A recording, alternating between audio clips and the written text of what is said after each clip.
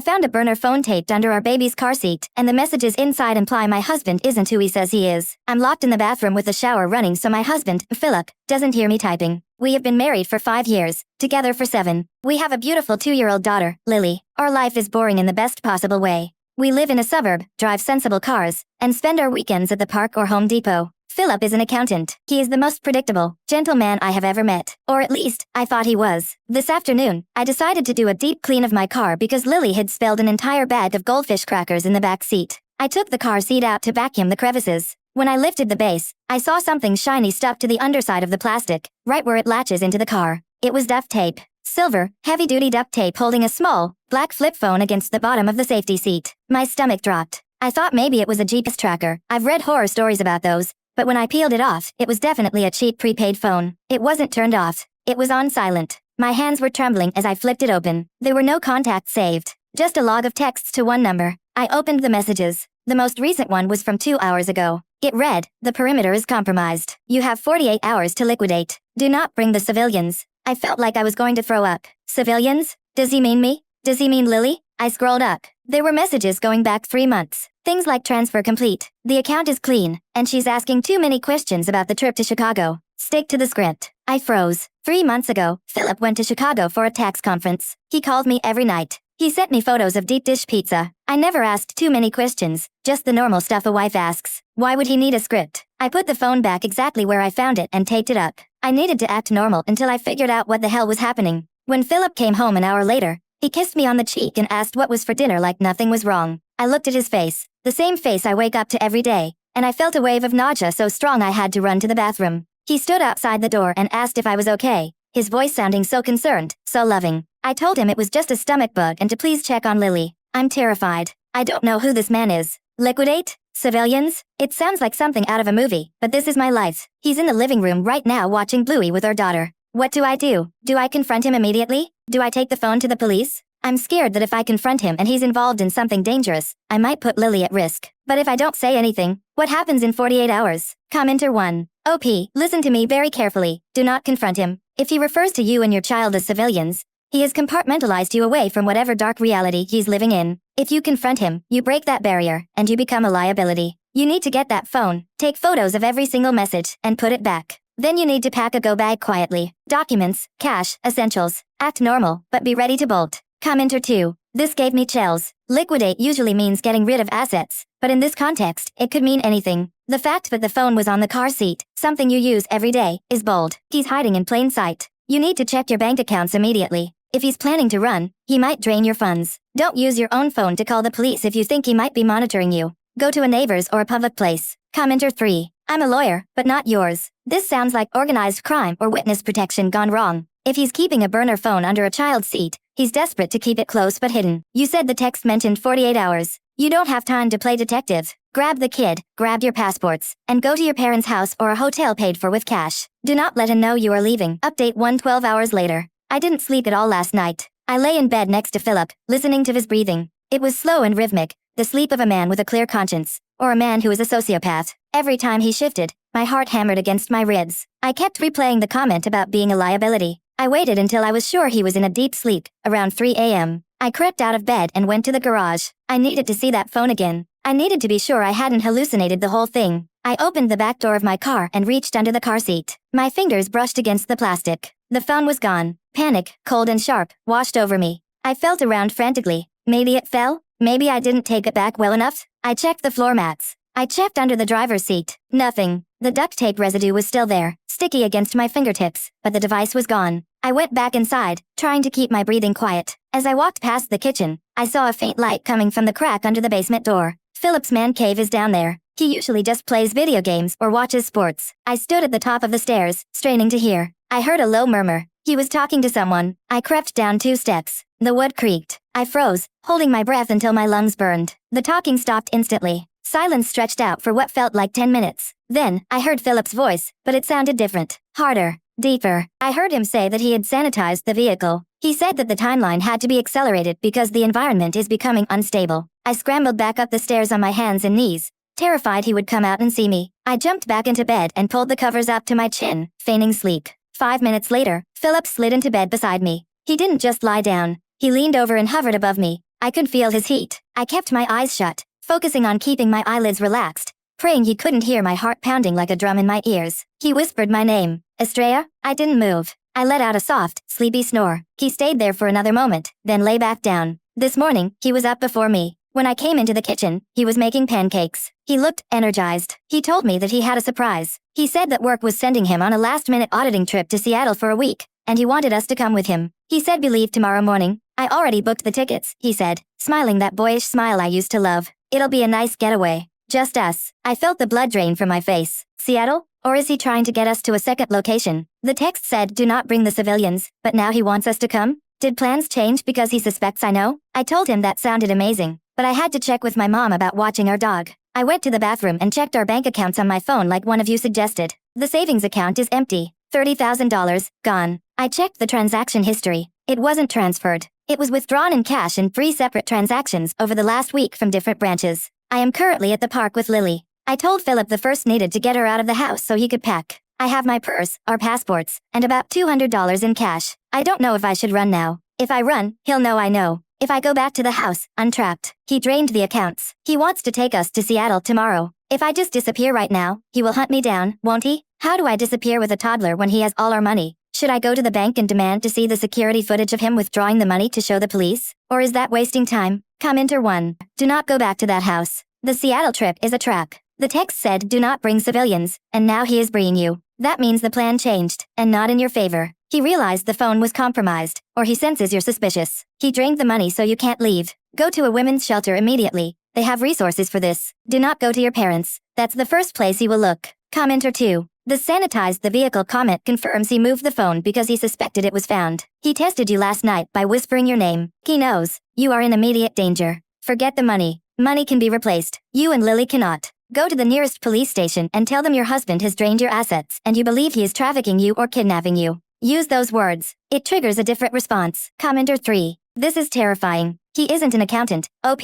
accountants don't talk about sanitizing vehicles and unstable environments. He is likely an operative or a cleaner for a criminal organization. If you go to the police, be careful. If he's really a pro, he might have connections. But you have no choice. Drive to a busy public place, ditch your car, he might have a tracker on it too, and get a taxi to a shelter or a police station in the next town over. Do not use your cell phone anymore. Take the SIM card out. Update 2 to 6 hours later. I am typing this from a library computer in a town 40 minutes away from our home. My hands are still shaking, but the panic has been replaced by a cold, hard survival instinct. After reading your comments, I knew I couldn't go back. I looked at Lily playing in the sand, completely oblivious, and I realized I would burn the world down to keep her safe. I decided not to take my car. If you put a burner phone under the seat, he absolutely could have put a tracker on the chassis. I left my Subaru at the park. I left my phone in the glove box, turned on, so he would track it there and think of us just letting Lily play for a long time. I walked 3 miles to the nearest bus stop with Lily in her stroller. I kept looking over my shoulder every few seconds, expecting to see his gray sedan creeping up behind us. Every time a car slowed down, I gripped the stroller handle so hard my knuckles turned white. I told Lily we were going on a secret adventure. She thought it was hilarious. We took a bus to the downtown terminal, then switched to a train heading north. I didn't have a plan, I just needed distance. While on the train, I remembered something. Philip has a work laptop that he never lets me touch. He keeps it in a safe in the basement, but he keeps the key on his keychain. I didn't have the key, obviously, but about a year ago, I saw him type in the code for the safe. It was his mother's birthday. He's sentimental like that, or he pretends to be. I didn't have the laptop, but I realized I had something else. His iPad. He had left it in the diaper bag last weekend when we went to the zoo, and he must have forgotten to take it back out. He usually uses it for reading comics, but it's synced to his Apple ID. I pulled it out on the train. It was password protected, but I know his passcode. 1-1-2-2-3-3. Simple. I got in. I went straight to his photos, hoping to find something, maybe a picture of the other woman or whatever this life is. There were no photos. The gallery was empty. Weird for a man with a child. Then I checked the Files app. There was a folder labeled Taxes 2024.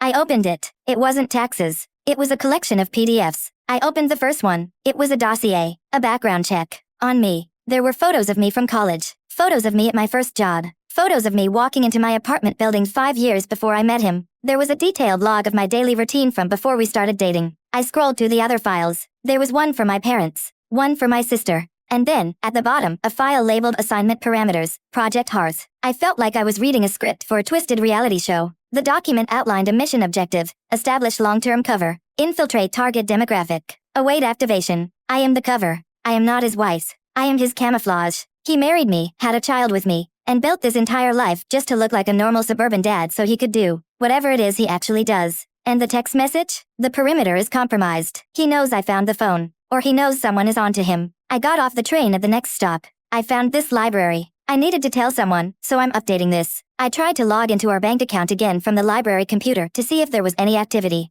Access denied. The password has been changed. Then, my email pinged. It was an email from Philip's personal address. Subject, stop running. Body, Estrella, you have the iPad. I can see the location. If you go to the police, you die. If you keep running, you die. I can fix this, but you have to come home. The people I work for aren't the police, and they aren't criminals. They are much worse. I love you. Please, bring Lily back before they initiate the cleanup protocol. I stared at the screen. He tracked the iPad. I looked down at the diaper bag. The iPad is in there. I am in a public library, surrounded by students and homeless people, and I am carrying a beacon that leads a hitman, or a spy, or whatever my husband is, straight to me. I grabbed the iPad and ran to the bathroom. I smashed it against the sink. I smashed it until the screen was dust and the metal was bent. I dumped the pieces in the trash can under a pile of wet paper towels. I grabbed Lily and ran out of the library. I'm in a diner across the street now, using their Wi-Fi on an old iPod Touch I keep in the diaper bag for Lily to watch videos on. It has no G. He said cleanup protocol. He said his bosses are worse than criminals. Do I believe him? He said he loves me. Is it possible he's actually trying to protect us from his bosses? Or is this just manipulation to get me back so he can liquidate us? I have $140 left. I have no phone. I have a toddler. Where do I go where they can't find me? Commenter 1. OP. Destroying the iPad was smart, but you are not out of the woods. If he has a file on you from before you met, this is deep state level stuff or high-end corporate espionage. Cleanup protocol means they are coming to wipe the slate clean. That includes you. Do not go to the police yet. If he can flag your accounts and track you this fast, he likely has contacts in law enforcement. You need to get to a federal building, like the FBI, directly. Local cops can be bought. The feds are harder to suppress. Commenter 2. I'm an XDI. The mental health narrative is coming next. Watch the news. He will report you as having a breakdown to discredit anything you say. You need cash. Sell your jewelry at a pawn shop. But go to a shady one that won't ask for ID. Buy a burner phone with cash. Do not turn it on until you need to make a call. Keep moving. Commenter 3. Do not trust him. I love you is a manipulation tactic. If he loved you, he wouldn't have built a life on a lie. If he loved you, you wouldn't be a civilian in a compromised perimeter. He is trying to lure you back to contain the situation. Run. Update 3. 24 hours later. I am writing this on a cheap smartphone I bought for $40 at a gas station. I have 12% battery left. I don't know if I'll have the chance to write again. You guys were right about the narrative. Yesterday evening, after I left the diner, I pawned my wedding ring. It felt like cutting off a finger. The guy gave me $400 for a ring that Philip told me cost $5 grand. I didn't argue. I took the cash and bought prepaid Visa cards and this phone. We checked into a grimy motel off the interstate, about 3 hours away from where I smashed the iPad. I dyed my hair black with box dye in the sink. I cut Lily's hair into a bob. She cried for her daddy. I had to turn up the TV volume so the neighbors wouldn't hear her screaming his name. Then I saw the news. We were on the TV in the motel lobby. My face. Millie's face. The headline read, Amber Alert. Mother and child missing. Suspect suffering from postpartum psychosis and paranoia. Husband pleads for their safe return. There was Philip. He was standing on our front lawn, tears streaming down his face. He looked broken. He told the cameras, Estrella, if you're watching this, we love you. Please come home. You aren't well. We can fix this. He is so good. He is so terrifyingly good at this. I went back to the room and barred the door with a chair. I didn't sleep. Every car door closing outside sounded like a gunshot. Around 2 a.m., the handle jiggled. I grabbed Lily and squeezed into the gap between the bed and the wall. I held my hand over her mouth.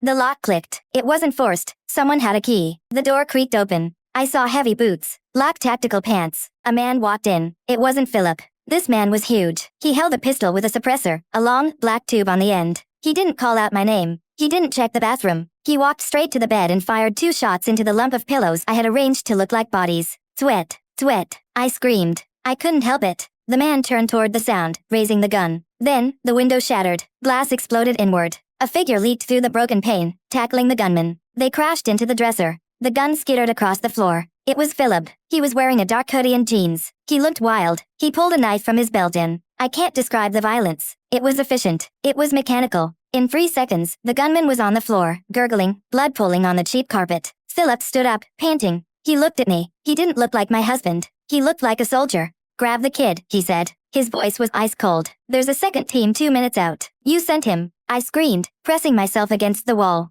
You trying to kill us? If I wanted you dead, you'd be dead, he snapped. That was a cleaner. They tried to liquidate me 3 hours ago. Project Hearth is burned, Estrella. They're scrubbing the whole asset list. That includes me, you, and Lily. He kicked the gunman's weapon toward me. Cake it up. Do you know how to use it? No. Point and pull. Safety is off. He grabbed Lily's car seat with one hand and my arm with the other. We have to go. Now. I looked at the dead man on the floor. I looked at Philip's bloody hands. I looked at my daughter, who was frozen in silent shock. I took the gun. We are currently in a stolen Ford F-150, driving on back roads with the lights off. Philip is driving. He hasn't spoken in an hour. I am in a car with a man who just butchered a hitman in front of me. He says we are both targets. He says he is the only reason I'm still breathing. Do I trust him to get us out of this? Or do I use the gun he gave me to force him to stop at the next police station? The police think I'm crazy. The news says I'm dangerous. Who do I turn to? Commenter 1. Holy S asterisk asterisk asterisk. Okay, the dynamic has shifted. If he saved you from a cleaner, he is currently your only ally. The police will detain you, and while you are detained, these cleaners will get to you in a holding cell. Do not go to the cops. Stick with Philip, but keep that gun within reach. He went rogue to save you. That counts for something. Commenter 2. Ask him for the insurance. Every spy operative has an insurance policy, files, evidence, leverage they keep to prevent their bosses from killing them. If he doesn't have it, you're both dead. If he does, that's your ticket to the FBI. Update 4. 3 days later. We drove for 2 days. We slept in the truck. We ate jerky and stale crackers. Philip explained everything. He doesn't work for the government. He works for a private intelligence contractor, a company that handles problems for corporations and foreign oligarchs. He was a deep-cover sleeper. His mission was never about me. It was about my father's company. My dad owns a mid-sized logistics firm that ships internationally. Apparently, Philip's employers needed a backdoor into the shipping manifests to move unregistered inventory, weapons, he implied, without scrutiny. He married me to get close to the business. He had Lily to cement the cover. But then, he said, his eyes on the road, Lily laughed for the first time. And you made me pancakes on Sundays. He gripped the steering wheel so hard the leather creaked. I stopped sending reports 6 months ago. I was trying to negotiate an exit. They didn't like that. Yesterday, we reached a cabin in the mountains. It belongs to his handler, a man Philip said he killed before coming to find me. The insurance, I said, remembering your advice. Do you have it? Philip nodded. He went to the fireplace and pried up a loose stone. He pulled out a heavy, encrypted hard drive. Every transaction, every assassination order, every bride. This brings down the whole firm. It brings down half of Congress. So we take it to the FBI. I said. No, Philip said. You take it to the FBI. I'm the distraction. He explained the plan. There is a small airfield 10 miles from here. He arranged a plane to take him out of the country. Or so he made it look on the digital footprint he left for them to find. He's going to lead the cleaners there. You are going to take the truck, he told me. Drive to the FBI field office in Denver. Walk into the lobby. Scream that you have evidence of treason, and demand protective custody. Do not let go of the drive until you are in a room with a federal prosecutor. What about you? I asked. He looked at me. For the first time in days, he looked like the man I married. Soft, gentle. I'm a loose end, a strayer. Even if they arrest the bosses, I've done things, unforgivable things. I can't be part of your life anymore, but I can make sure you have a life. He kissed Lily on the forehead. She humped his leg. He cried. I've never seen a man cry like that, silent and shaking. Then he turned to me. I really did love you. That part wasn't the mission. He walked out of the cabin 5 hours ago. He took the motorcycle that was in the shed. I heard him rev the engine, loud, calling attention to himself. 20 minutes ago, I heard sirens and distant popping sounds echo through the valley. Gunfire, a lot of it. I am getting into the truck with Lily now. I have the hard drive taped to my chest. My question to commenters, this is it. I'm leaving. If I make it to the FBI, I'll never be able to post here again. I just want to know, do you think he knew he was going to die? Did he set himself up as a suicide mission to buy us time? Final update. 6 months later. I am posting this from a library computer, through 3 proxies, just to close the loop. I owe you guys that much. I made it to Denver. I did exactly what Philip said. I walked in, held up the drive, and screamed. I was tackled by security. But I kept screaming Project Hearth until a suit came down from the 3rd floor and ordered them to let me go. The next 3 months were a blur of safe houses, interrogations, and lawyers. The hard drive was real. The fallout was massive. You probably saw the news, a sudden wave of resignations in the Senate,